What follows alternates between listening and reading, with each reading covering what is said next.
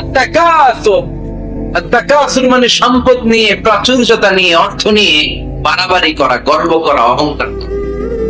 সাহাবাদের মধ্যে দুইটা গ্রুপ, কথা বলতে বলতে কথার পিঠে কথা, কথার নাম লতা, ঠিক কিনা?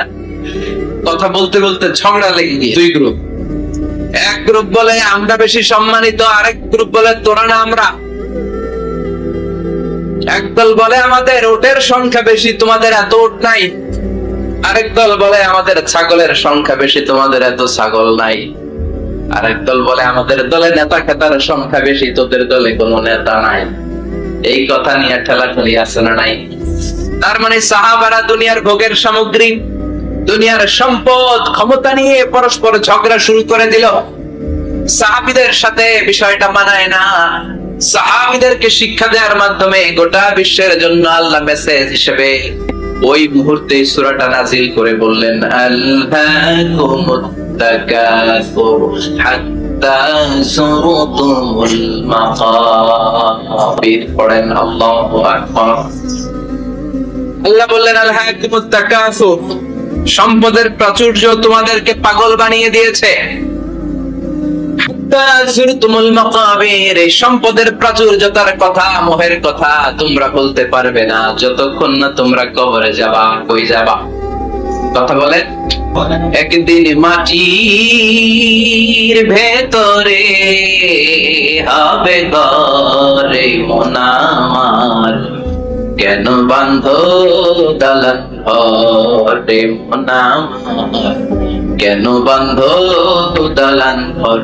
একদিন মাটির ভেতরে হবে ঘরে মোনামার, কেন বাঁধো দালান ঘর। কবরের ঘর আসল ঘর, এটা আল্লাহ বোঝাতে চাইলেন। হাত্তা যুরতুমুল মাকাবির, মাকবার মানে কবরস্থান, এটার প্লুরাল হলো মাকাবির। আল্লাহ বললেন এই কবরস্থানে যাওয়ার আগ পর্যন্ত দুনিয়া কামানোর লোভ আর লালসা তোমাদের কমবে। আল্লাহুমুত তাকাসুর, দুনিয়ার প্রাচুর্যের লোভে পড়ে, মোহে পড়ে তোমরা পাগল হয়ে গিয়েছো। সম্পদ আর অর্থের বড়াই করতে করতে আখিরাতকে তোমরা বেমালুম ভুলে গিয়েছো। এই দুনিয়া আসল দুনিয়া নয়, আসল জগৎ হলো আখিরাতের জগৎ। বলেন ঠিক কি না? আল্লাহুমুত তাকাসুর, অর্থ, সম্পদ, বিত্ত, বৈভব, ক্ষমতা, এগুলো অর্জনের আকাঙ্ক্ষা আমাদেরকে পাগল বানিয়ে দিয়েছে। কিসের নেশায় যে আমরা ছুটছি, শুধু ছুটছি প্রতিযোগিতার প্রতিযোগিতা। কোন দিকে যে যাচ্ছি আমরা নিজেরাও জানি না। জোরে বলেন ঠিক কিনা? চাহিদার আমাদের শেষ নাই। যার যত বেশি তার চাহিদা তত বেশি। গাড়ি আছে বাড়ি চাই, বাড়ি আছে নারী চাই, এটা আছে ওটা চাই, ওটা আছে সেটা চাই, এরকম চাহিদা আছে না নাই? যারা আল্লাহ দিয়েছে বেশি তার চাহিদাও তত বেশি, ঠিক কিনা? এজন্য আল্লাহ বললেন আল্লাহুমুত তাকাসুর, তোমাদের চাহিদার কোনো কমতি নাই, তোমাদের চাওয়া পাওয়ার কোনো শেষ নাই। যার সাইকেল আছে সে মোটর সাইকেল চায়, মোটর সাইকেল আছে তো প্রাইভেট কার চায়, প্রাইভেট কার আছে মনে মনে ভাবে প্লেনে চড়তে পারলে একটু ভালো হয়। এরপরে কয় হেলিকপ্টার আছে না নাই? যিনি মেম্বার হয়েছেন তিনি ভাবলেন সামনে চেয়ারম্যান হইলে একটু ভালো হয়। এজন্য আল্লাহ বললেন আল্লাহুমুত তাকাসুর হাত্তা যুরতুমুল মাকাবির, দুনিয়ার লোভ লালসা প্রতিযোগিতা তোমাদেরকে পাগল বানিয়ে দিয়েছে। পাগল পাগল হয়ে গিয়েছি, আরো চাই, আরো লাগবে আমার, আরো লাগবে। এরকম মানসিকতা আমাদের অন্তরের ভেতরে আছে না নাই? এই মানসিকতারে বলে ফকিরি মানসিকতা। কথা কয় পান ভাত যারা চায় এরা কি বলে? ফকিরনি। জুমার দিন জুমার নামাজের পরে 5 টাকা দিলেন, দেখবেন আপনারটা থাপা দিয়ে ধরে আরেকজনের কাছে যায়, ওনারটা নিয়ে আবার আরেকজনের কাছে যায়। যেদিকে এই টাকা দেয় ওইদিকে উনি আসে না নাই? কারণ নাম হলো ফকির। নাম কি? আমরা সবাই এরকম ফকির। ধনী হলো একজন, তিনি কে? الناس أنتم الفقراء إلى الله والله هو الغني الحميد। আল্লাহ বললেন গোলাম তোরা সবাই ফকিরের বাচ্চা। আমরা কি? বুঝে কয় ফকিরের বাচ্চাকে টেস্টিতে লাগে না, তো কোরআনে কিন্তু আল্লাহ কয়ে দিয়েছে আনতুমুল ফুকারা ইলাল্লাহ, তোমরা সবাই আল্লাহর দিকে ফকির। কারণ আমরা রাতে দিনে সব সময় বিপদে পড়লে চাই একজনের কাছে, তিনি কে? অসুস্থ হলে কাঁদি একজনের কাছে, তিনি কে? তুফান হইলে, বন্যা হলে একজনের ডাকি, তিনি কে? ইসলামপুর তুফান হয় না, বন্যা হয় না, সিডাপ হয় না, কারা ডাকে? দেখবেন তুফান হইলে মুসলমানরা যেমনি ডাকে, হিন্দুরাও ডাকে, বৌদ্ধরাও ডাকে, নাস্তিকরাও নাস্তিকতা ভুলে যায়, তখন জিকির চলে একজনের, তিনি কে? আমি বরিশালে গিয়েছিলাম বাসে করে, ফিরে আসছি লঞ্চে। এই একবার সাগরের ভেতরে, নদীর ভেতরে তুফানে পড়েছি। সেই দিন চিনতে পেরেছি আল্লাহ কারে কয়। কারণ আমি শহরে বড় হয়েছি, সাঁতার জানি, স্বাভাবিক সাঁতার, এদিকে ফালাইলে ওদিকে যাইতে পারো, কিন্তু নদী কি সাঁতারে পালাইতে পারো? প্রচন্ড তুফান, সদরঘাটে ভিড়তে আর 2 ঘন্টা বাকি। জাহাজ টলমল শুরু করেছে। এবার দেখলাম জাহাজের ভেতরে যত মহিলা গুলা আছে সব চিল্লায় আর ডাকে কারে, হিন্দু গুলাও ডাকে কারে, বৌদ্ধ গুলাও ডাকে কারে। হঠাৎ করে তুফান থেমে যায়, আবার ধাক্কা মারে, আবার চিল্লা, আসেন নাই? সবার মুখে এক আওয়াজ, বাঁচাও। আমি বললাম কে বাঁচাইবো? হুজুর আপনি, আপনি দোয়া কালাম পারেন, আপনি বাঁচান। আমি কইলাম আমারে বাঁচাইবো কেডা? আল্লাহ ছাড়া বাঁচানোর কেউ না। এজন্য আল্লাহ বললেন আল্লাহকুমুত তাকাসুরু হাত্তা যুরতুমুল মাকাবির, তোমরা সম্পদের লোভে, দুনিয়ার লোভে পাগলের মতো হয়ে গিয়েছো। ফকিরদের যেই স্বভাব, সেরকম স্বভাব তোমাদের মধ্যে ঢুকেছে, ঠিক কি না? আরো চাই, আরো লাগবে, আরো দাও, সব আমি, সব আমার। পেটটা এত ঢুকে, হ্যাঁ সব খাই, পেট তো দূর, কিন্তু বলে কি সব খাবো, আনলিমিটেড ডিমান্ড, শেষ নাই। প্রতিযোগিতার পর প্রতিযোগিতা, ওনার কত টাকা, আমার টাকা তার চেয়ে বেশি লাগবে, ওর বাড়ি কয়টা, আমার বাড়ি আর কয়েকটা বাড়ানো লাগবে, ওর বিল্ডিং যদি হয় 5 তলা, আমার লাগবে 6 তলা, কিন্তু উনি তাহাজ্জুদ পড়ে, আমারও তাহাজ্জুদ পড়া লাগবে, এই টেনশন আছে নাকি? কথা বলে, ওনার বাড়ি 5 তলা, আমারটা লাগবে 8 তলা। বিষ্ণু বলেছেন one of the minor sign before the day of judgment, people will start to compete to construct high-rise buildings. কিয়ামতের আগে লোকজন বড় বড় বিল্ডিং বানানোর প্রতিযোগিতা শুরু করে দেবে। ওয়ান্তারাল হাফাতাল উরাতাল আমলাতা রিয়া আশাইয়াতা তাওয়ালুনা ফিল বুনিয়ান, বিষ্ণু বললেন তোমরা দেখবে এমন কিছু লোক সমাজের গরিব ছিল, পায়ে দেওয়ার মতো জুতা ছিল না, গায়ে দেওয়ার মতো জামা ছিল না, পেটে দেওয়ার মতো খাবার ছিল না, হু হু করে তারা বড় লোক হয়ে গিয়েছে। আর সমাজের এদিকে সেদিকে আনাচে কানাচে বিল্ডিং বানানোর প্রতিযোগিতা করতে শুরু করেছে। আছে না নাই? বানসারামপুরে মুরব্বী যারা আছেন একটু বলেন তো, আজ থেকে 20 বছর আগে এরকম একটা বিল্ডিং, টাওয়ার, ফাউন্ডেশন ছিল কুমিল্লা শহরে, চট্টগ্রামে, ঢাকায়? আজ থেকে 20 বছর আগে এখন যেমনি টাওয়ার বানানোর প্রতিযোগিতা এগুলি ছিল, কথা বলে, তার মানে এগুলো কিয়ামতের আলামত। একটার পর একটা, একজন বানায় 100 তলা, আরেকজন বানায় 150 তলা, আরেকজন বলে না আমারটা বানাইতে হবে 200 তলা। আছে না নাই? জেদ্দাতে, এবার হজে জেদ্দায় দেখলাম যে সবচেয়ে বড় টাওয়ারটা কাজ এখনো শেষ হয় নাই, 19 সালে খুব সম্ভব ওরা কমপ্লিট করতে পারবে। গত 5 বছর ধরে চালাইয়েই যাচ্ছে। কিংডম টাওয়ার 1000 মিটার উঁচু। হিসাব বুঝেন তো, 1000 মিটার মানে কয় কিলোমিটার? 1 কিলোমিটার। একটা বিল্ডিং যদি 1 কিলোমিটার উঁচা হয়, এটার সামনে যে তাকাতে পারবেন? টুপি পরে যাবে না পিছনে? কথা বলেন। 1 কিলোমিটার উঁচু দি কিংডম টাওয়ার, সৌদি আরবের জেদ্দা নগরীতে অবস্থিত। আরেকটা আছে দুবাইতে, বুর্জ আল খলিফা, 818 মিটার উঁচু। কিংডম টাওয়ার হচ্ছে 170 তলা, আর বুর্জ আল খলিফা 163 তলা। কাবা ঘরের পাশে আরেকটা টাওয়ার আছে, জমজম টাওয়ার, এটার দিমাক্কা রয়্যাল ক্লক টাওয়ার বলে। হাজী সাহেবরা দেখে আসছেন না? ওর একটা ঘড়ির মনোগ্রামও আছে। এটা 120 তলা। কয় তলা? 120 তলা। চায়নাতে একটা আছে সাংহাই টাওয়ার, তাইওয়ানে একটা আছে দি টাইপেরান 101 101 তলা। আমি যেখানে পিএইচডি করি বছরের বেশিরভাগ সময় থাকি মালয়েশিয়াতে একটা আছে, আমরা শপিং করতে গেলে মাঝে মাঝে ওখানে যাই। দুই ভাইয়ের মতো দাঁড়ায় আছে, পেট্রোনাস টুইন টাওয়ার, স্থানীয়রা এটারে বলে KLCC। 41st 42nd ফ্লোরে একটা ব্রিজ আছে, এই টাওয়ার থেকে ওই টাওয়ারে যাওয়া যায়। ইয়াতাতাওয়ালুনা ফিল বুনিয়ান, বিল্ডিং বানানোর প্রতিযোগিতা। ওমিয়া কিয়ামতের দিন ইসরাফিলের সিঙ্গার ফুৎকারে ইদা সুলসিলাতিল আরদু জিলজালাহা, একটা ভূমিকম্প যে তৈরি হবে, গোটা বিশ্বে একটা ভূকম্পন হবে, ওই ভূকম্পনের জোরে একটা টাওয়ার টিকে থাকবে নাকি? থাকবে। এইজন্য আল্লাহ বললেন আল্লাহকুমুত তাকাসুরু হাত্তা যুরতুমুল মাকাবির, দুনিয়ার সম্পদ, লোভ লালসা, এই সম্পদের প্রতি আকাঙ্ক্ষা তোমাদেরকে গাফেল বানিয়ে দিয়েছে। এই গাফলতি তোমাদের কমবে না, কমবে না। হাত্তা যুরতুমুল মাকাবির, যতদিন না কবরে যাও, কবরে না যাওয়া পর্যন্ত এই খাই নাই নাই এই মানসিকতা তোমাদের থেকে শীতকালেও যাবে না। চিৎকার করে বলেন কথা টাকা। এজন্য আল্লাহ বললেন সম্পদ তোমাদেরকে পাগল বানিয়ে রেখেছে, সম্পদের পাহাড় মানুষ করতে চায়।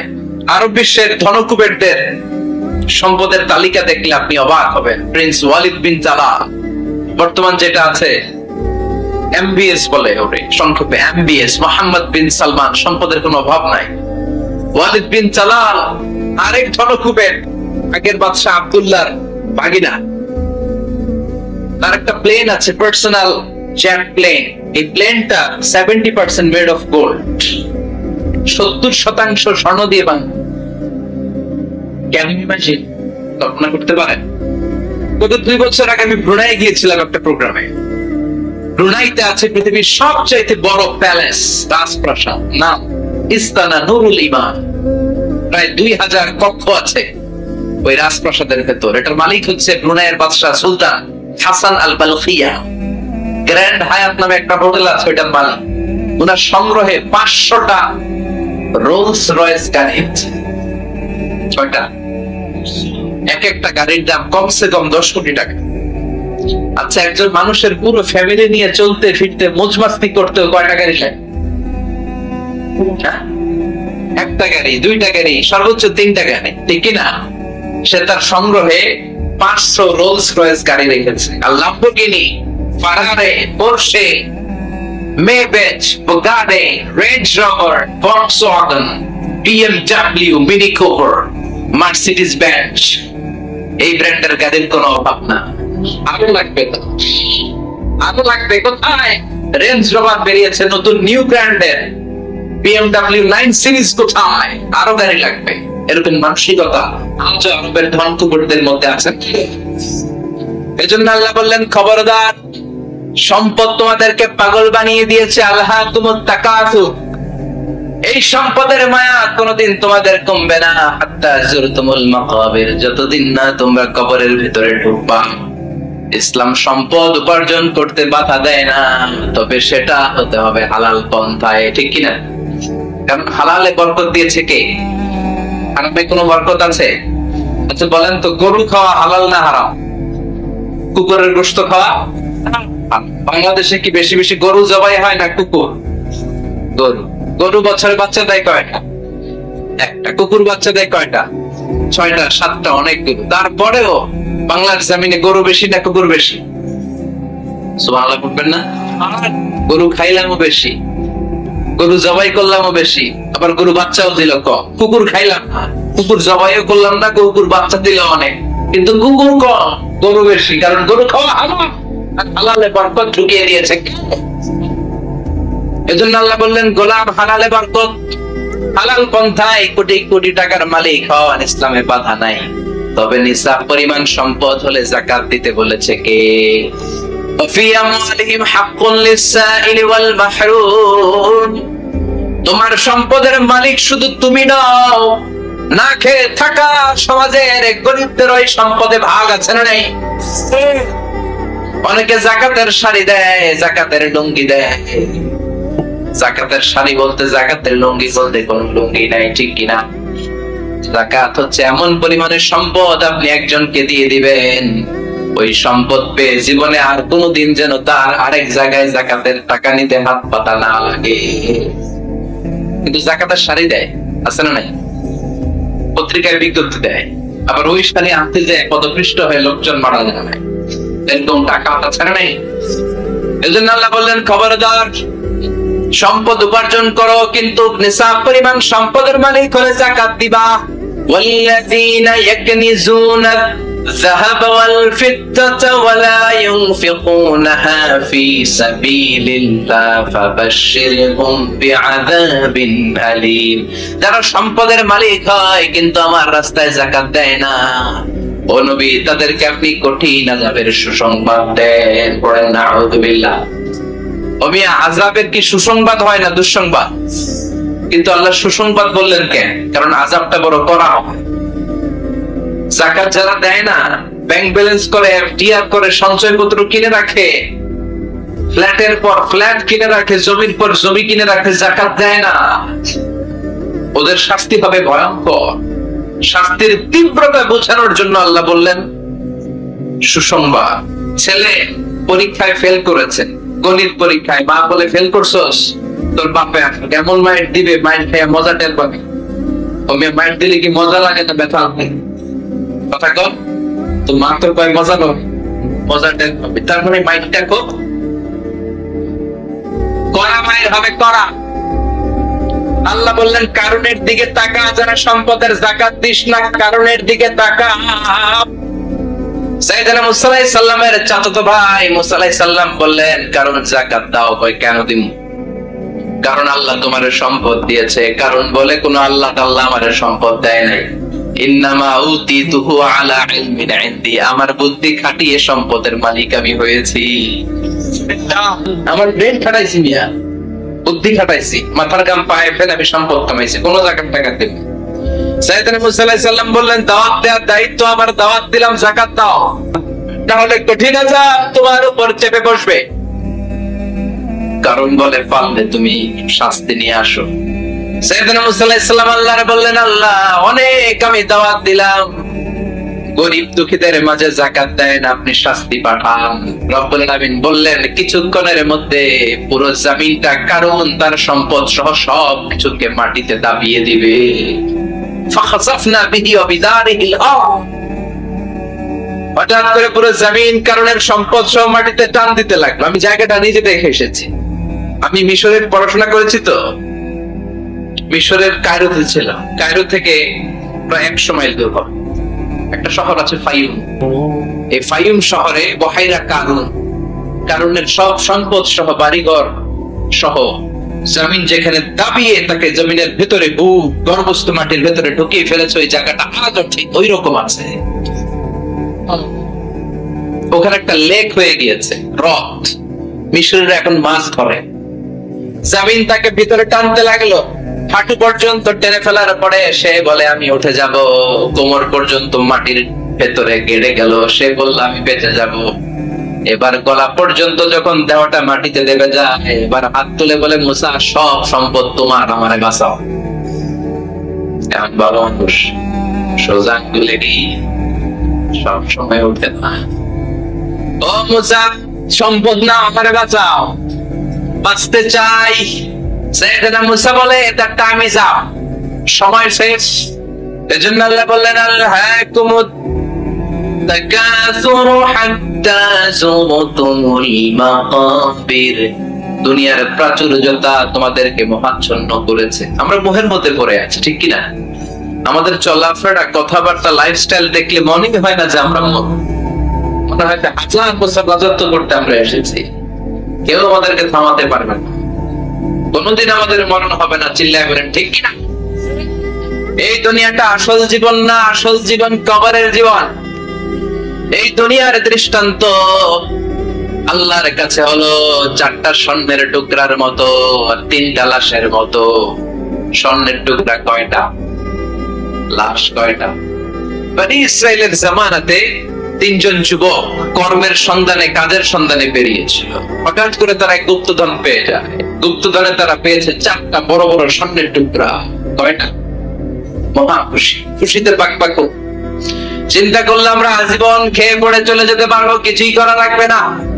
তিনজন মিলে স্বর্ণ নিয়ে বসে প্ল্যান করলো ভাগ বটরা করার আগে একজন বাজার থেকে রুটি কিনে নিয়ে আয়, আগে পেট ভরে খেয়ে নেই, তারপরে ভাগ বটরা। একজন রুটি আনতে গিয়েছে, ওই দুইজন ভাবতে শুরু করলো যেটাতে রুটি আনতে পাঠাইছে ওইটা যদি মাইরে দিতে পারি তাহলে ভাগাভাগি আর কোনো কাম নাই। স্বর্ণ কয়টা? তুই নিবি দুইটা, আমি নিব দুইটা। আর যে রুটি কিনতে গিয়েছে সে মনে মনে ভেবেছে রুটির মধ্যে বিষ মাখিয়ে নিয়ে যায়। কি মাখিয়ে নিয়ে যায়? ওই দুইটা বিষ খাইয়া ঠুস। সব যে চিন্তা ওই কাজ। রুটির মধ্যে বিষ মাখিয়ে নিয়ে এসেছে, তুই বন্ধু ওইটারে ধরে আঘাত করতে করতে দুনিয়া থেকে বিদায় করে দিয়েছে। এবার দুইটা বলে এইটারে মারতে অনেক কষ্ট হয়েছে, আগে খাইয়া লই। এরপরে তুই দুইটা, আমি দুইটা। এবার বিষ মাখানো রুটি খেয়ে ওরাও শেষ। আল্লাহু আকবার। চারটা স্বর্ণ টুকরা পড়ে আছে, তিনটা লাশ পড়ে আছে। এই মাসালু হায়াতিদ দুনিয়া, এটা দুনিয়ার জীবনের দৃষ্টান্ত। এজন্য মানুষের স্বভাব হলো আরো চাই, আরো চাই। বিষ্ণু বললেন লাউ লিকুল্লি ইবনি আদামা ওয়াদিয়াম মিন যাহাব, আল্লাহ বনি আদমের সবাইকে যদি এক একটা স্বর্ণের পাহাড়ের মালিক বানিয়ে দেয়, আহাব্বা ইয়াকুনা লাহু ওয়াদিয়ান, সে চাইবে কেমন করে আরেকটা স্বর্ণের পাহাড়ের মালিক পাওয়া যায়। ও মিয়া, আমার যদি একটা স্বর্ণের পাহাড়ের মালিক বানায় দেয়, আমার 14 পুরুষ সে স্বর্ণের পাহাড় বেচে খেয়ে শেষ করতে পারবো? আরেকটা দিয়ে আমি কি করবো? সবাইকে যদি এক একটা স্বর্ণের পাহাড়ের মালিক বানিয়ে দেয়া হয়, তারপরে প্রত্যেকে চাইবে কেমন করে আরেকটা পাহাড়ের মালিক পাওয়া যায়। কারণ ওই যে খাই খাই আরো লাগবে, আরো লাগবে। কবরের মাটি ওর মুখে ঢোকার আগ পর্যন্ত ওর এই খাই খাই স্বভাবের বন্ধ হবে না। চিৎকার করে বলেন ঠিক কিনা? এজন্য আল্লাহ বললেন কবরে না ঢুকলে তোমাদের এই আকাঙ্ক্ষা থামবে না, লোভ লালসা বন্ধ হবে না। হাত্তা যুরতুমুল মাকাবির, কবরে তোমাদেরকে যেতেই হবে, মরতে তোমাদেরকে হবে। এই পৃথিবীতে কেউ থাকার জন্য আসে নাই, জোরে বলেন ঠিক কিনা? মরতেই হবে, যেতেই হবে, চলে যেতেই হবে। এজন্য বিশ্বনবী বলতেন আকসিরু যিকরা হাযিমিল লাযাত, জীবনের সব স্বাদ আল্লাহকে নিঃস্বাদ করে দেয়, পানসা করে দেয়। ওই মৃত্যুর কথা বেশি বেশি স্মরণ করবা। জীবনের স্বাদ আল্লাহ সব কিছুকে পানসা করে দেয়। কোন জিনিস? মরণ। চিল্লায় বলেন কোন জিনিস? আরো জোরে বলেন কোন জিনিস? সুনিশ্চিত যেতেই হবে। কোন সন্দেহ আছে? কথা বলেন, সন্দেহে আছে কারো? The most certain thing in our life is death, and the most uncertain thing in our life is the time of death. আমাদের জীবনের সবচেয়ে সুনিশ্চিত বিষয় হচ্ছে আমাদের মরণ, মরতে হবে। কিন্তু সবচেয়ে অনিশ্চিত বিষয় হচ্ছে মরণের সময়। কখন মরবো এটা আমরা কেউ জানি না, কিন্তু মরবো যে এটা আমরা সবাই জানি। চিল্লায় বলেন ঠিক কিনা? কেউ বেঁচে থাকতে পারবে না, সবাই চলে যাবে, সব মরে যাবে, শুধু একটা সত্তা বেঁচে থাকবে। চিল্লায় বলেন তিনি কে? عليها فان ويبقى وجه ربك ذو الجلال والإكرام فبأي آلاء ربكما تكذبان। পৃথিবীর বুকে যা দেখা যায় সব মরে শেষ হয়ে যাবে, মরবে না শুধু একটা সত্তা, তিনি কে? সব মরে যাবে, সবাই মরে যাবে। মালাকুল মউত সবার রূহ কবজ করে ফেলবে। আল্লাহ বলবে আখবিরনি মাইয়াক্কা, এই মৃত্যুর ফেরেশতা কি করছো? কই সব মারছি। সবাইরে মারছো? সব শেষ। কে বাকি? জিনেরা বাকি, জিনদেরও মারো। সবগুলো জিন শেষ করা হবে, বাকি থাকবে ইবলিস। আল্লাহ বলবেন সবাইকে যেই কষ্ট দিয়ে ইন্তেকাল করিয়েছো সবগুলো কষ্ট একত্রিত করে ইবলিসটারে তুমি মারো। সবচেয়ে কষ্ট দিয়ে নির্মম ভাবে ইবলিসকেও শেষ করা হবে। আল্লাহ বলবেন আখবিরনি মাইয়াবকা, ও মালাকুল মউত এবার বলো আর কে বেঁচে আছে? মালাকুল মউত বলবে আল্লাহ কেউ নাই, কেউ নাই, সব শেষ। মানুষ শেষ, প্রাণীগুলো শেষ, পাখিগুলো শেষ, সাগরের মাছগুলো শেষ, আপনার কথা মতো জিনগুলাও, এবার আছে শুধু ফেরেশতারা। কারা কথা বলে? আল্লাহ বলবেন ফেরেশতাদেরও মারো। শুরু হবে ফেরেশতা নিধন, একের পর এক সব ফেরেশতার রূহ কবজ করা। এবার আল্লাহ বলবে আখবিরনি ইয়া মালাকাল মাউতি মা ইয়াবকা, মালাকুল মাউত আর কে কে বেঁচে আছে আমার একটু বলো। মালাকুল মাউত বলবো সব শেষ, সব ফেরেশতাগুলোরও মেরে ফেলেছি, শুধু 4 জন আছে, জিব্রাইল, ইসরাফিল, মিকাইল, আর আমি আপনার হুকুমের গোলাম আজরাইল। আল্লাহ বলবে ইসরাফিলের রূহ কবজ করো। ইসরাফিলের রূহ কবজ হয়ে যাবে। মিকাইলের রূহ কবজ করো, মিকাইলের রূহ কবজ হয়ে যাবে। ইসরাফিলের রূহ কবজ করো, কবজ হয়ে যাবে। আল্লাহ বলবে আখবিরনি মা ইয়াবকা, মালাকুল মউত এবার বলো কে বেঁচে আছে। মালাকুল মউত বলবে কেউ নাই। আল্লাহ বলবে আসলেই কেউ নাই। মালাকুল মউত বলবে আছে। কে আছে? শুধু আমি আছি। ডানে বামে সামনে পেছনে আল্লাহ কেউ নাই, সব শেষ, শুধু আমি আছি। আল্লাহ বলবেন এবার তুই মর।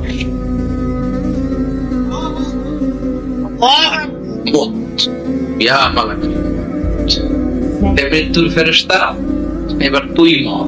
মালাকুল মউত হিসাব আর মিলাতে পারবে না, হিসাবটা তখন উল্টে যায়। মালাকুল মউত বলবে এটা আবার কেমন কথা, আমি মরুম কেন? আমি না মারছি, আমি না মারছি, আমি মেরে সবার করেছি সব, আমি কেন মরবো? আল্লাহ বলবেন মালাকুল মউত এটাই তো বিধান, কুল্লু নাফসিন যায়িকাতুল মাউত, দুনিয়ার প্রত্যেককেই মৃত্যুর স্বাদ নিতে হবে রে মালাকুল মউত। যদিও তুমি মেরেছ, সবাইকে তুমি মেরেছ, এখন তোমার মরণের পালা, এবার তুমি মরো, কারণ তোমাকেও মরতে হবে, তোমাকেও মরতে হবে। এই কথা শুনে মালাকুল মউতের গায়ে জ্বর এসে যাবে, খিঁচুনি এসে যাবে, কাঁপুনি ছুটে যাবে, কাঁপতে থাকবে মালাকুল মউত। কি ভয়ঙ্কর দৃশ্যের না জানি অবতারণ হবে শেষ সময়। কাঁপতে থাকবে মালাকুল মউত। আল্লাহ বলবেন কেঁপে লাভ নাই, ভয় পেয়ে লাভ নাই, জান্নাত জাহান্নামের মাঝ বরাবর একটা জায়গা আছে, ওই জায়গায় যেয়ে দাঁড়াও। মালাকুল মউত ওই জায়গার মাঝখানে যেয়ে দাঁড়াবে আর কাঁপবে। আল্লাহ চিৎকার দিয়ে বলবে মুত ইয়া মালাকাল মউত, মুত, মরে যা, মরে যা বলার সাথে সাথে মালাকুল মউত জান্নাত এবং জাহান্নামের মাঝখানে বিকট একটা চিৎকার দিয়ে মরে লাশ হয়ে যাবে। বিশ্বনবী বলেন মালাকুল মউতের ওই দিনের চিৎকারটা এত ভয়ঙ্কর হবে, এত গগন বিদারী চিৎকার সেদিনের চিৎকারটা হবে। দুনিয়ার মানুষগুলো যদি তখনও দুনিয়ায় বেঁচে থাকতো, কিয়ামত হওয়ার জন্য আলাদা করে ইসরাফিলের সিংহায় ফুৎকার দেওয়ার আর দরকার হতো না। মালাকুল মউতের এই চিৎকার শুনে কানের পর্দা ফেটে দুনিয়ার সব মানুষগুলো তখনই মরে যেত। ভয়ঙ্কর চিৎকার হবে। মালাকুল মউত শেষ। এবার সামনে পেছনে ডানে বায়ে উপরে নিচে কেউ নাই, একজন ছাড়া, তিনি কে? আল্লাহ সেদিন হুঙ্কার দিবেন। আল্লাহ বলবেন পৃথিবীর বড় বড় প্রধানমন্ত্রীরা কোথায়, প্রেসিডেন্টরা কোথায়, আইনাল মুলুক, যারা ক্ষমতার দাপট দেখিয়েছে তারা আজকে কোথায়? আইনাল বিহার, সাগরগুলো কোথায়? আনহার, নদীগুলো কোথায়? নীল নদ, মিসিসিপি, মিসৌরি নদ, গঙ্গা নদ, এই নদীগুলো কোথায়? নদগুলো কোথায়? আইনাল আশজার, বড় বড় বট গাছগুলো কোথায়? আইনাল জাবাবেরা, আইনাল মুলুক, অত্যাচারের স্টিম রোলার যেন আমার মুমিন বান্দাদের উপর চালিয়েছে ওই বেয়াদব গাদ্দার মুনাফিকগুলো কোথায়?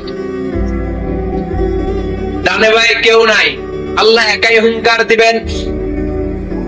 হুঙ্কার ছেড়ে তিনি বলবেন লিমানিল মুলকুল ইয়াউম, লিমানিল মুলকুল ইয়াউম, who belongs the kingdom today? আজকে ক্ষমতা কার? চিৎকার করে বলেন আজকে ক্ষমতা কার? আল্লাহ নিজেই উত্তর দিবেন, লিমানিল মুলকুল ইয়াউমা লিল্লাহিল ওয়াহিদিল কাহ্হার। আজকে ক্ষমতার মালিক মহাবিশ্বের কেউ নয়, ক্ষমতার মালিক হলেন একজন, তিনি কে? কেউ থাকবে না, সব চলে যাবে, একজন ছাড়া, তিনি কে? এজন্য আল্লাহ বলেন, আল্লাহকুমুত তাকাসুরু হাত্তা যুরতুমুল মাকাবির। দুনিয়ার লোভ লালসা তোমাদেরকে মোহাচ্ছন্ন করে রেখেছে, এই মোহ কোনদিন তোমাদের কাটবে না। হাত্তা যুরতুমুল মাকাবির, যতদিন না কবরে ঢুকবা। চিল্লায় বলেন ঠিক কিনা? এজন্য বিশ্বনবী বলতেন, কবর হলো জাহান্নামের প্রথম স্টেশন, কবর হলো আখিরাতের প্রথম স্টেশন। কবরের স্টেশনে যদি মাফ পাওয়া যায়, সামনে যতগুলো স্টেশন পার হতে হবে সবগুলোরে সহজ করে দিবে কে?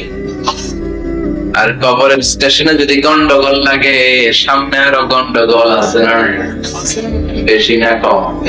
এজন্য বিশ্বনবী বলতেন, আল কবর ইম্মা রাউদাতুম মিন রিয়াদিল জান্নাহ আও হুফরাতুম মিন হুফারিন নার। কবর হয়তো কারো জন্য জান্নাতের বাগান, কিংবা কারো জন্য জাহান্নামের গর্ত। আমরা আল্লাহর কাছে দোয়া করি, আল্লাহ আমাদের সকলের কবর গুলোরে জান্নাতের বাগান বানিয়ে দাও। এজন্য বিশ্বনবী সব সময় দোয়া করতেন, আল্লাহুম্মা ইন্না নাউযু বিকা মিন আযাবিল কবর।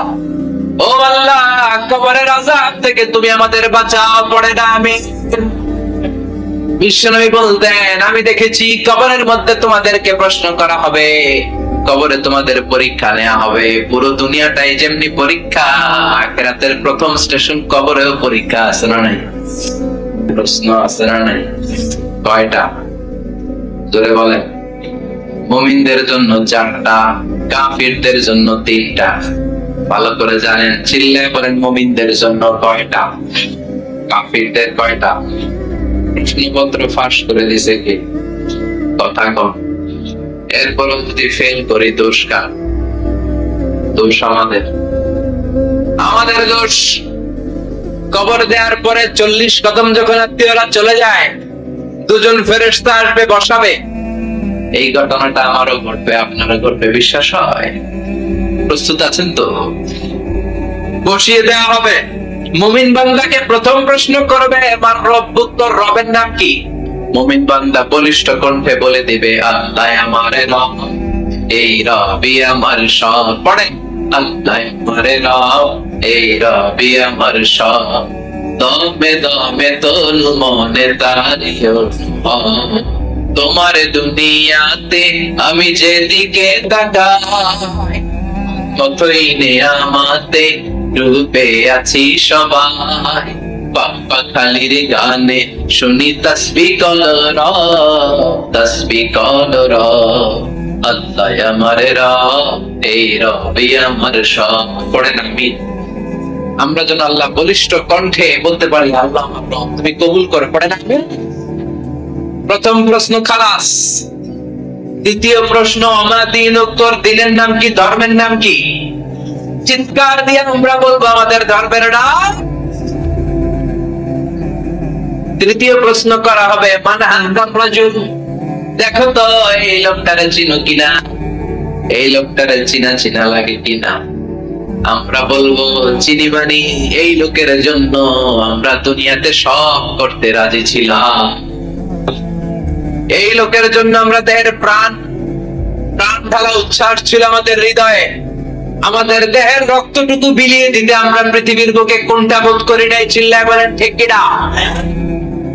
এই নবী আমাদের পেয়ারা নবী, চাঁদের চেয়েও সুন্দর তুমি, নবী আমার কামলিওয়ালা। চাঁদের চেয়ে সুন্দর তুমি, নবী আমার কামলিওয়ালা। দু জাহানের বাদশাহ তুমি, प्यारा नबी सल्ले आला। दू जहानेर बादशाह तुमी, प्यारा नबी सल्ले आला।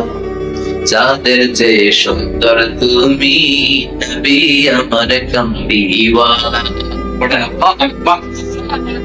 আমরা বলবো এটা আমাদের কামলিওয়ালা নবী। এই নবীর অনুসরণ আমরা করেছি, এই নবীর কথা আমরা দুনিয়ায় মেনেছি। তার মানে প্রথম প্রশ্নেও পাস, দ্বিতীয় প্রশ্নেও পাস, তৃতীয় প্রশ্নেও পাস। এবার মুমিনদের জন্য এক্সট্রা একটা কোশ্চেন আছে না নাই? 4 নাম্বার প্রশ্নটাও জেনে রাখেন, কবরে কাজে লাগবে। তখন জিজ্ঞেস করা হবে ওমা ইলমুক, ওমা ইলমুক, what is the source of your knowledge, what is the source of your answer. এই যে 3টা প্রশ্নের উত্তর দিতে পারলা বাঘের বাচ্চার মতো, তথ্যসূত্র কি, হোয়াট ইজ দ্য রেফারেন্স, করতে শিখছেন, কোত্থেকে শিখেছেন বলে আসতে হবে। আমরা বলবো আমরা কোরআন থেকে শিখেছি, হাদিস থেকে শিখেছি, মাহফিল গুলোতে জেনেছি, বয়ান গুলো থেকে শিখেছি। পড়েন সুবহানাল্লাহ। 4টা প্রশ্নের উত্তর যখন আপনি দিয়ে দিবেন, ফেরেশতারা বলবে আহলান ওয়া সাহলান, কংগ্রাচুলেশন। কি বলবে? আহলান ওয়া সাহলান মানে কংগ্রাচুলেশন, খুশ আমদেদ, খুশ আমদেদ, খুশ আমদেদ। ويفسح له قبره 70 ذراعا, কবরটারে 70 হাত লম্বা করে দেয়া হবে। ويفتح له باب إلى الجنة, জান্নাতের দিকে একটা দরজা সেট করে দেয়া হবে। ওই জায়গা দিয়ে, দরজা দিয়ে জান্নাতের এয়ার কন্ডিশনের ঘরগুলো থেকে ঠান্ডা হিমেল বাতাস আর সুগন্ধ এসে কবরটারে আমোদ করে দিবে। ويلبس من لباس الجنة, জান্নাতের চমৎকার একটা পোশাক পরিয়ে দেয়া হবে। আর বলা হবে নাম কানাউমিল আরুস, বাসর রাতে বর যেমনি কনেকে নিয়ে আনন্দের ঘুম দেয়, তুমিও একটা ঘুম দাও। সুবহানাল্লাহ পড়ে নাম কানাউমিল আরুস, মধুর একটা ঘুম আপনার সেদিন হবে। ইসরাফিলের শিঙ্গার আওয়াজ, ওই হুইসেল বাজার আগ পর্যন্ত ওই ঘুম কেউ আপনার ভাঙাতে পারবে না। আল্লাহ কবরের 4টা প্রশ্ন, এগুলোর সঠিক উত্তর দিয়ে জান্নাতের পোশাক পরে আমরাও যেন ঘুমিয়ে থাকতে পারি, তৌফিক দাও। আর জোরে পড়ে না। এবার নাস্তিকদের পালা, বামপন্থীদের পালা, রামপন্থীদের পালা, ইসলাম বিরোধীদের পালা, কোরআন বিরোধীদের পালা, নবী বিরোধীদের পালা। ওদের সামনে 2জন ফেরেশতা আসবে, আসওয়াদান আজরাকান, আসওয়াদান আজরাকান, নীলাভ চোখ, কালো কাতর বর্ণের, নীলাভ চোখ, চোখগুলো নীল, গায়ের কালার হবে কালো। তাহলে কি ভয়ঙ্কর চেহারা হবে ফেরেশতা 2জন। এসে বলবে ওঠ, বস, মার রব, তোর রবের নাম কি? কয় জানি না। কি কয়? জানি না। লা আদরি, আমি জানি না। আমি অমুক নেতার পিছনে পিছনে ঘুরতাম, খালি এটা মনে আছে। আমি মাও সেতুংকে নেতা মানতাম, আমি কার্ল মার্কসকে নেতা মানতাম, আমি নেতা খেতাদের পিছনে ঘুরতাম। রব কি, ইসলাম কি, দিন কি, কিচ্ছু আমি জানি না। মাফ চাই, জানি না। দ্বিতীয় প্রশ্ন, আমাদের উত্তর ধর্মের নাম কি? আমার কোন ধর্ম নাই, আমার কোন ধর্ম নাই, আমি হলাম নাস্তিক। আমি কি? কথা বলেন, আমি কি? আমি 1 প্যাকেটের বিরিয়ানির সন্ধান পাইলে শাহবাগের প্রজন্ম চত্বরে যায় ডান্স দিতাম। এরকম টাকায় তাছাড়া নেই। আমার দিন উত্তর ধর্ম কি? কই জানি না। মকসদ আমি কিচ্ছু জানি না, ধর্ম টর্ম নাই আমার, আমি নাস্তিক। ফেরেশতারা বলবে ও তুমি নাস্তিক, দাঁড়াও আর একটা বাকি, এরপরে খেলা শুরু, ঠিক কিনা? 3 নাম্বার প্রশ্ন, ওমান হাযার রাজুল, এই লোকটাকে চিনো কিনা দেখো। নাস্তিক বলবে না চিনি না, তবে নাম শুনেছি, ওনার বিরুদ্ধে আমি ব্লগে লিখতাম। এরকম ব্লগার আছেন না? ওনার পারিবারিক জীবন নিয়ে আমি মানুষের মধ্যে সন্দেহ উস্কে দিতাম। ওনার পুত পবিত্র চরিত্রের ব্যাপারে আমি দুনিয়ার বুকে মন্দ কথা বলতাম। ওনারে আমি কাঁদে দিতাম, আমি ছিলাম ওনার বিরুদ্ধ শক্তি, ওনার পক্ষের কোন শক্তি আমি ছিলাম না, আমি সব সময় ওনার বিপক্ষে ছিলাম। ফেরেশতারা বলবে হায় হায়, তুই তো ডবল জিরো। 100তে কত পাইছে? কথা লা দারাইতা ওয়ালা তালাইতা কিছুই পারলি না, তুই তো পোড়া কপাল। ফায়ুতরাকু মিন মাতারিক মিন হাদিদ, লোহার একটা হাতুড়ি থাকবে, এক হাতুড়ির বাড়িতে মাথাটা ছিন্ন বিচ্ছিন্ন হয়ে যাবে, দেহটা জমিনের মধ্যে ঢুকে যাবে। তার চিৎকারে ওই কবরস্থানটা থার থার করে কাঁপবে, কিন্তু কেউ শুনবে না। মানুষ আর জিন ছাড়া সবাই শুনবে। এই জন্য মাঝে মাঝে কবরস্থানে দেখবেন গরু বেঁধে রাখলে রশি টুসি ছিঁড়া গরু দেয় তো আচ্ছা না, এক একটা আঘাত এসে ছিন্ন বিচ্ছিন্ন হয়ে যাবে। ইউকালু লিল আরদি, জমিনকে বলা হবে ইলতাইমি, চাপ দাও, প্রেসার মারো। ফাতাখতালিফু আদলাউহু, দেহের এই পাঁজরগুলো ডান দিকের পাঁজর বাম দিকে যাবে, বাম দিকের পাঁজর ডান দিকে আসবে, পুরো দেহটা পাউডার হয়ে যাবে। তার এক একটা চিৎকারে পুরো কবরস্থান থার থার করে কাঁপবে। আর এই খেলা চলতে থাকবে ইসরাফিলের সিংহা পর্যন্ত। মুমিনের খুন চলতে থাকবে ইসরাফিলের, আর ওর সাথে ফেরেশতাদের খেলা আছে না নাই? এইটার নাম ফাইনাল খেলা। কি খেলা? কথা বলেন। এজন্য আল্লাহ বললেন কবরে তোমার যেতেই হবে। আলহাকুমুত তাকাসুরু হাত্তা যুরতুমুল মাকাবির, কবরে তোমাকে যাওয়াই লাগবে। কবরের শাস্তি তোমার পেতেই হবে, কবরের পরীক্ষার সম্মুখীন তোমাকে হতেই হবে। জোরে বলেন ঠিক কিনা? এজন্য মাঝে মাঝে কবরস্থানে যাওয়ার দরকার আছে না নাই? বিষ্ণু বলেছেন নাহাইতুকুম আন জিয়ারাতিল কবর, আমি এক সময় কবর জিয়ারত করতে নিষেধ করতাম। আলআনা ফাজুরুহা, এখন বললাম কবর জিয়ারত করো, সমস্যা নাই, কিন্তু কবরে পড়ে থাকা ব্যক্তিটার কাছে কিছু চাওয়া যাবে না। কথা বলেন। আল মাইয়িতু ফিল কবর কাল গরিকু ফিল বাহর, সাঁতার না জানা ব্যক্তি সাগরে পড়লে যত অসহায়, কবরে পড়ে থাকা ব্যক্তি তার চাইতে বেশি অসহায়। সে আপনারে কি দিবে? আপনি দিয়ে আসবেন, সে আপনি সালাম দিয়ে আসবেন, দোয়া দিয়ে আসবেন, সে আপনার কিচ্ছু করতে পারে না। করতে পারে একজন, তিনি কে? এজন্য খবরদার, কবরস্থানে আগরবাতি দেওয়া যাবে না, মোমবাতি দেওয়া যাবে না, লাল শালু দেওয়া যাবে না, মশারি দেওয়া যাবে না। অনেকে কবরস্থানে মশারি টাঙ্গায় আছে না নাই? কেন মশাই কামড়ায়? তো মশারি দেয় কেন? ঘটনাটা কি?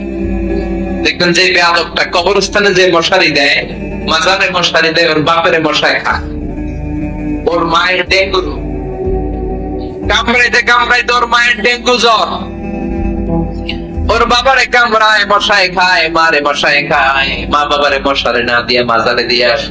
কপাল খোলা। মাজারে মোমবাতি দিয়ে আসে, আছে না নাই? মোমবাতি কেন দেয়?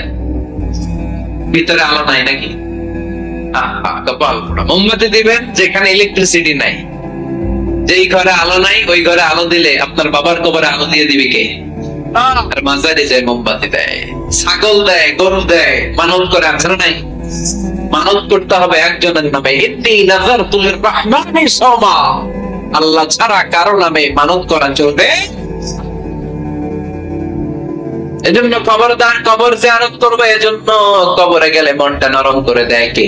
আল্লাহ। বাবার কবর মাঝে মাঝে জিয়ারত করবেন, কবর জিয়ারতে বাধা নাই, কিন্তু কবরে পড়ে থাকা ব্যক্তির কাছে যাওয়া যাবে। যাবেন কার কাছে? বিশ্বনবীর কবরের সামনে যে যদি কিছু চান, সৌদি আরবের পুলিশ পিটায় মসজিদ থেকে বের করে দিবে। বিশ্বনবীর কবরের সামনে হাত পাতলে হাতে বাড়ি মারে, আছে না নাই? দেখছেন না? বলে অ্যাবাউট টার্ন, পেছনে ঘুরেন, কিবলা তো ওইদিকে, কিবলার মালিক আল্লাহর কাছে যাও। দিতে পারে তো একজন। এজন্য খবরদার, কবরে যে কিছু চাওয়া যায় না। কবরে জিয়ারত করবেন, যে সালাম দিবেন, কি দিবেন?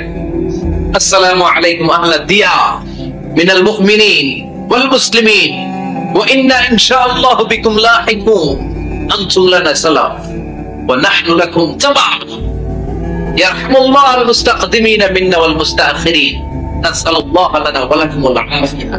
বিশ্বনবী কবর দেখলে এই লম্বা দোয়াটা পড়তেন, চিল্লায় পড়েন সুবহানাল্লাহ। এর মানে হলো কবরবাসীরা সালাম, আল্লাহ আপনাদের উপর রহমত করুক, আপনারা নিচে আমি উপরে, তার মানে এই না আমি একদিন আসবো না। সবার গন্তব্য একটা, the same destination। আপনারা হয়তো কিছুদিন আগে গিয়েছেন, কিছুদিন পরেই আমরা আসতেছি। কথা বলেন, এটা মাথার মধ্যে ঢুকিয়ে দেয় কে? এজন্য কবর জিয়ারতের দরকার আছে না নাই? এজন্য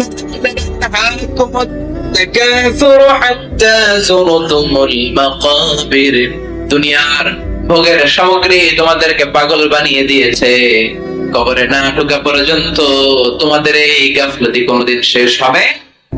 এরপর আল্লাহ বললেন কাল্লা, নেভার, কখনো না। তোমরা যে ভাবতেছো টাকা পয়সা ক্ষমতা তোমারে বাঁচিয়ে রাখবে, পারবে নাকি? আল্লাহ সাউফা তা'লামুন, অচিরেই জানতে পারবা আসল ঘটনা কি। সুম্মা কাল্লা সাউফা তা'লামুন, অচিরেই জানবা কবরের জগৎটা কত ভয়াবহ। এজন্য বিশ্বনবী বলতেন প্রত্যেক নামাজি সালাম ফেরানোর আগে আল্লাহর কাছে 4টা জিনিস থেকে পানা চাওয়া। কয়টা? 1 হলো কবরের আযাব, 2 হলো জাহান্নামের আযাব, 3 হলো তিন দুনিয়ার ফিতনা, 4 হলো দাজ্জালের ফিতনা। বিশ্বনবী সালাম ফেরানোর আগে পড়তেন আল্লাহুম্মা ইন্না নাউযু বিকা মিন আযাবিল কবর ওয়া নাউযু বিকা মিন আযাবি জাহান্নাম ওয়া নাউযু বিকা মিন ফিতনাতিল মাহইয়া ওয়াল মামাত ওয়া নাউযু বিকা মিন ফিতনাতিল মাসীহিদ দাজ্জাল। পড়েন এই দোয়াগুলো পড়ার দরকার আছে না নাই? এরপর আল্লাহ বললেন কাল্লা লাউ তা'লামুনা ইলমাল ইয়াকিন, যেদিন তুমি মৃত্যু নিজ চোখে দেখবা ওই দিন তোমার যে এক্সপেরিয়েন্স হবে ওয়াজ শুনে সেটা কোনোদিন হবে না। ইয়াকিন 3 ধরনের, একটা ইলমুল ইয়াকিন, মরতে হবে, এটা যখন জানি ইলমুল ইয়াকিন। এবার একদিন সামনে একজনের দেখলাম মরে গেছে, এটা হচ্ছে আইনুল ইয়াকিন, দেখলাম। আর যেদিন নিজে মরবো এটা বলে হাক্কুল ইয়াকিন, ঠিক কি না? এজন্য আল্লাহ বললেন গোলাম লা তারাবুন্নাল জাহিম, সেদিন কবর তোমরা দেখবা, সেদিন জাহান্নামের টকবগে আগুন তোমরা দেখবা। জাহান্নামের আগুন দুনিয়ার আগুনের মতো নাকি? কথা কন, জাহান্নামের আগুন কে আল্লাহ বলেছে না, আল্লাহ, এটা আল্লাহর আগুন। কার আগুন? গ্যাসের চুলা দিয়ে আমরা ঘরে যে তরকারি পাকাই যে আগুন দিয়ে, এই আগুন জাহান্নামের আগুন একরকম, 70 গুণ বেশি তেজ। দুনিয়ার আগুন হাতে লাগলে হাত জ্বলে, পায়ে লাগলে পা জ্বলে। জাহান্নামের আগুন দেহের যেখানেই লাগুক না, আগে কলিজাটা জ্বলে যাবে। আগে কোন জায়গাটা জ্বলবে?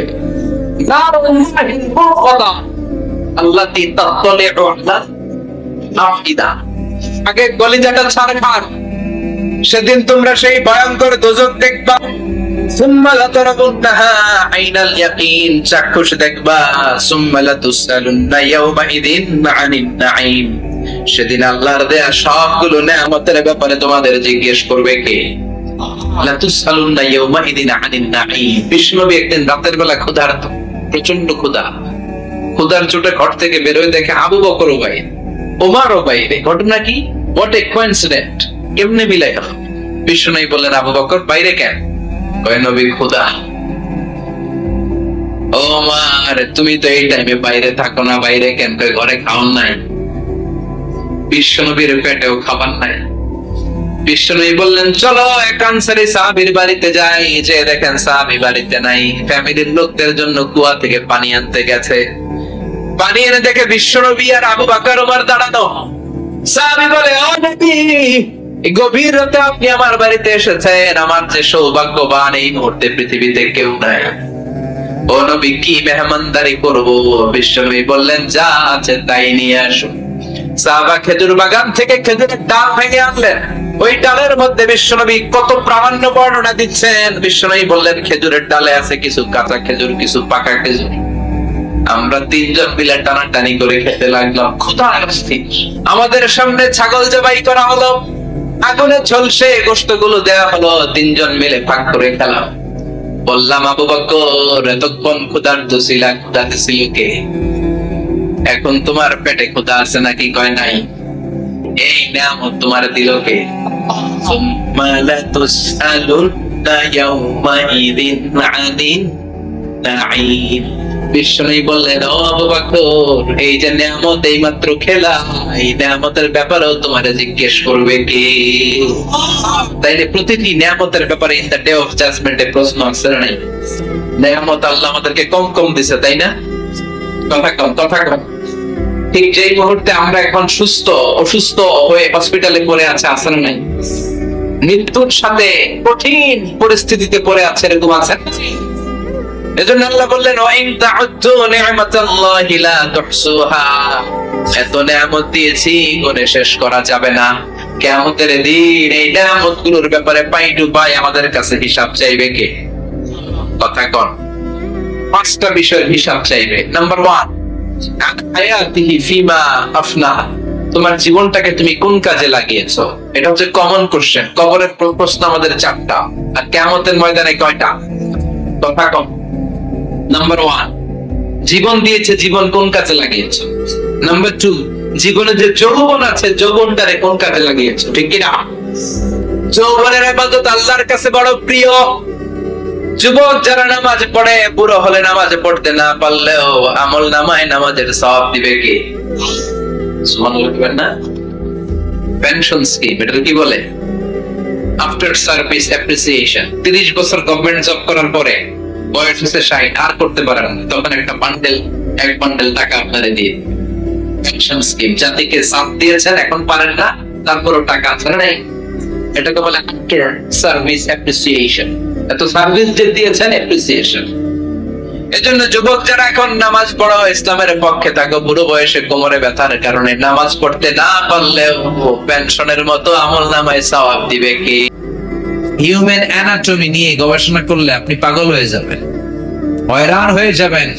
মরফোলজি, আকৃতি সংক্রান্ত জীববিদ্যা নিয়ে গবেষণা করলে আপনি অবাক হবেন। এই পৃথিবীতে নাকি 700 কোটি মানুষের বসবাস। একজনের চেহারার সাথে আরেকজনের চেহারার মিল আছে? আমার সাথে হুজুরের চেহারার মিল, হুজুরের সাথে ওই হুজুরের, ওনার সাথে আপনার। 700 কোটি মানুষের 700 কোটি চেহারা। সুবহানাল্লাহ। কত 700 কোটি মোড়ে কবরে পড়ে আছে, ওনাদের চেহারার কারোর সাথে কারো মিল। আরো কত 700 কোটি কিয়ামতের আগ দিয়ে আসবে, একজনের সাথে আরেকজনের মিল। সুবহানাল্লাহ কইবেন না? যেখানে যেটা যেভাবে ফিটিং করা দরকার ওইখানে ফিটিং করে দিছে কে? চোখ যেখানে দরকার ওইখানে, চোখ এইখানে না হয়ে অন্য জায়গায় হলে কি ভালো হইতো? নাক যেখানে সেটিং করা, এখানে না হয়ে অন্য জায়গায় হলে সুবিধা হইতো মনে হয়। চোখ দুইটা যদি পিছনে হইতো, নাক দুইটা যদি পিছনে হইতো, কি অবস্থা হইতো? আমরা খাওয়ার সময় চোখ দিয়ে দেখি, নাক দিয়ে শুকি, মুখে ঢুকাই, ঠিক কিনা? চোখ দুইটা পিছনে হলে খাবার নিয়ে আগে চোখে দেখানো লাগে, দেখ বেটা দেখ। চোখ যদি কে ভালো খান, এবার নাক আছে তোর না এক জায়গায়, দেখ বেটা তুই দেখ। এরপরে ঢুকাইলাম মুখের ভিতরে। সুবহানাল্লাহ পড়েন। কি সেটিং! চোখ দুইটা এইখানে না হয়ে 2 ইঞ্চি উপরে এদিকে হইতো, এই চোখের দিকে এই চোখের দিকে সেজদা দিতে পারতেন, ফুটবল খেলতে পারতেন। ফুটবলে হেড দিতে গেলে কি হইতো? চোখ নাই, আপনি কানা। দেখেন এই কান দুইটা, এই কান যদি এই বগলের নিচে হইতো, ফরিদপুরের ভাইয়েরা কথা কন, এই কান যদি এই বগলের নিচে হইতো, আজকে মাহফিল শুনতেন কেমনে? হাত তোলেন, হাত তুলে রাখেন। আজারি হুজুরের ওয়াজ 1.5 ঘন্টা এমনি শুনতে হবে, হাত নামাইলে হুজুরের কথা শোনা যায় না। সুবহানাল্লাহ কইবেন না? এমনি এমনি কিছু সৃষ্টি করে নাই। এক লোক বট গাছের নিচে বসে আল্লাহর গালি দিচ্ছে। বট গাছ চিনেন? বট গাছের ফল কি ছোট হয় না বড়? ইয়া মোটা বট গাছ, একটু একটা ফল। আর পাশে লাউ গাছ আর কুমড়া গাছ, চিকন চিকন লাউ গাছ, চিকন চিকন কুমড়া গাছ, ফল হয় এত বড়। আল্লাহর গালি দিচ্ছে, কি রুচি আল্লাহ! এত বড় বট গাছ, এতটুকু ফল। চিকন চিকন লাউ গাছ আর কুমড়া গাছে এত বড় ফল। আল্লাহর গালি দিতে দিতে কোন সময় যে ঘুমায় গেছে নিজে ওটার পায় নাই। ঘুম ভেঙেছে বট ফলের আঘাতে। করে উপর থেকে একটা বট ফল নাকে পড়ছে, লাফ দিয়ে উঠছে। দেখে ব্লিডিং শুরু হয়েছে, নাক দিয়ে রক্ত বের হয়। নাকের রক্ত বোঝার পরে আলহামদুলিল্লাহ কি পরে মনে মনে কয়, কুমড়া যদি এটার উপরে থাকতো, লাউ যদি এটার উপরে থাকতো, আর এই কুমড়া যদি আমার নাকে পড়তো, আমি আজকে কুমড়া হয়ে যাইতাম, ঠিক কিনা? এমনি এমনি কিছু বানায় নাই। অনেকে বলে যে কানে রেগুলার পেঁচায় পেঁচায় দিছে কেন, এটারে বলে এয়ার ক্যানেল। এই ক্যানেল না থাকলে আপনি কথা শুনতে পেতেন না। এটা না থাকলে কাইটা দিলে আপনি কান কাটা রমজান আলী, ঠিক কিনা? অনেকে কানের সমস্যা নিয়ে জন্মায়, ডিফর্ম বেবি, কানের ডিফেক্ট আছে, কথা শোনে না, অর্ধেক শোনে, মেশিন লাগানো লাগে, আছে না নাই? এই ক্যানেল গুলো আল্লাহ দিয়ে দিলেন যাতে সাউন্ড ওয়েভ, শব্দ তরঙ্গ প্রসেসিং হয়ে ভিতরে ঢুকে। দেখেন সবচেয়ে ছোট হাড্ডিটা আল্লাহ এখানে সেট করেছেন। এটার একটা ড্রাম আছে, এয়ার ড্রাম বলে। ওখান থেকে পাস করে সাউন্ড ওয়েভটা আউটার ইয়ার, মিডল ইয়ার, ইনার ইয়ারে নক করে ব্রেনে যা যায় সব ইলেকট্রিক্যাল সিগন্যালের মাধ্যমে ট্রান্সমিট হয়ে পড়ে এটা ব্রেনের হেয়ারিং নার্ভ, শুনবার জন্য যে স্নায়ু আছে সেখানে নক করা মাত্র আপনি শোনেন, তার আগে শুনেন না। এই সূক্ষ্ম সূক্ষ্ম কাজগুলো আল্লাহ প্রতিনিয়ত করছেন, আর আপনারা আজহারি ভাইয়ের দিকে তাকায় আছেন আর শুনতেছেন। সুবহানাল্লাহ কইবেন না? এই ছোট্ট চোখ দিয়ে গোটা বিশ্বের সব নিয়ামত দেখার সুযোগ দিয়েছে কে? এই দুটি চোখ দিয়েছ বলে দেখি যে কত অপরূপ নয়নাভিরাম, খেতে খামারে জুড়াই জ্বালা বিধুরধু, তোমার দেয়া চোখের শুকুর জানাবো তার ভাষা কই, যতই দেখি ততই যেন পলক ছাড়া চেরই। সুবহানাল্লাহ পড়েন। বিজ্ঞানীরা বলে human ice can identify more than 10 million colors. এই চোখ দিয়ে 1 মিলিয়নে 10 লক্ষ, 10 মিলিয়নে 1 কোটি, 1 কোটিরও বেশি ধরনের রং আমরা চোখ দিয়ে শনাক্ত করতে পারি। সুবহানাল্লাহ পড়েন। এজন্য আল্লাহ বললেন লাকাদ খালাকনাল ইনসানা ফি আহসানি তাকওয়িম, মানুষকে আমি সব চাইতে চমৎকার আকৃতি দিয়ে তৈরি করেছি।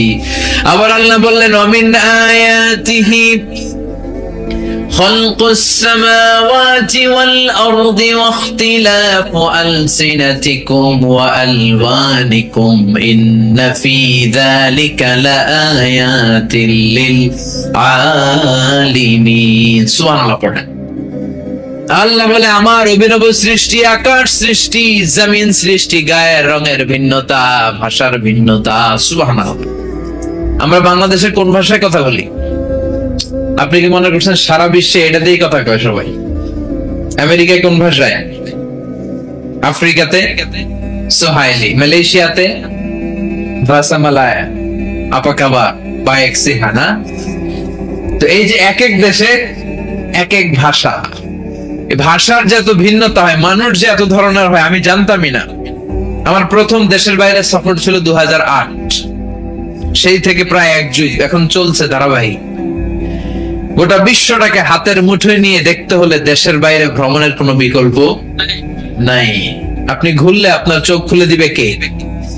আমি 2007 সালে ধর্ম মন্ত্রণালয়ের একটা পরীক্ষায় প্রথম হয়েছিলাম বাংলাদেশ, মিশরের আল আজহারের স্কলারশিপ পরীক্ষায়। তো গেলাম প্রথমে কুয়েত হয়ে কায়রো, সেখানে আমাদেরকে রিসিভ করা হলো, ফরেন ইন্টারন্যাশনাল স্টুডেন্ট হোস্টেলে নেওয়া হলো। মাগরিবের সময় পৌঁছলাম, মাগরিবের আজান হলো, দেখলাম পুরো হোস্টেল থেকে students of more than 100 nationalities they are coming out from their room in order to offer maghrib prayer. মাগরিবের সালাত পড়ার জন্য 100টারও বেশি দেশের ছাত্র বের হচ্ছে। কেউ কালা, কেউ ধলা, কেউ শ্যামলা, কেউ ছোট, কেউ বড়। কত দেশের মানুষ, কত ভাষার মানুষ। আমি বাংলায় কথা বললে ইংরেজরা বুঝে না, ইংরেজরা বললে আরবরা বুঝে না, আরবরা বললে চাইনিজরা বুঝে না, চাইনিজরা বললে কেউই বুঝে না। ইয়াং ফিয়াং শিয়াং জিয়াং খিয়াং খিয়াং, এই চাংচুং চাংচুং যখন শুরু করে দেয় কিছুই বুঝে যায়। এই ভাষার যে ভিন্নতা হতে পারে এটা দেশের বাইরে না গেলে বুঝতে পারতাম না। মাগরিবের সালাত পড়েছিলাম, আমার আজও মনে পড়ে, 21 এপ্রিল 2008। মাগরিবের সালাত পরে ডানে সালাম ফিরালাম, আসসালামু আলাইকুম ওয়া রাহমাতুল্লাহ। দেখি একটা মুনকার আর একটা নাকির, মানে কুচকুচে কালো রঙের 2 লোক। এগুলো দেখে আমি দিছি দৌড়। সবাই বলে মিজান দৌড়াও কেন? আমি কই এরা কারা? কই এরা তোমার বন্ধু। আমি কই সর্বনাশ, আমি থাকুম না, আমি দেশে যাম। আহা, ছোট ছিলাম তো, কুচকুচে কালো। তারা দুজন ছিল নিগ্রো, এত কালো মানুষ আমার জীবনে দেখিনি। পাতিলার তলা কি কালা, এর চেয়েও কালা। দাঁত দুইটা শুধু সাদা, হাসি দিলে দাঁত দেখা যায়, কিচ্ছু দেখা যায় না, সব কালো, সেম কালার। কিন্তু এদের কলিজাটা বড় সাদা। কিছু লোক আছে দেখতে কুচকুচে কালো, কলিজাটা সাদা, আছে না নাই? কিছু আছে দেখতে সাদা, কলিজাটা কালো, এরকম ডাকাইতেছে না নাই?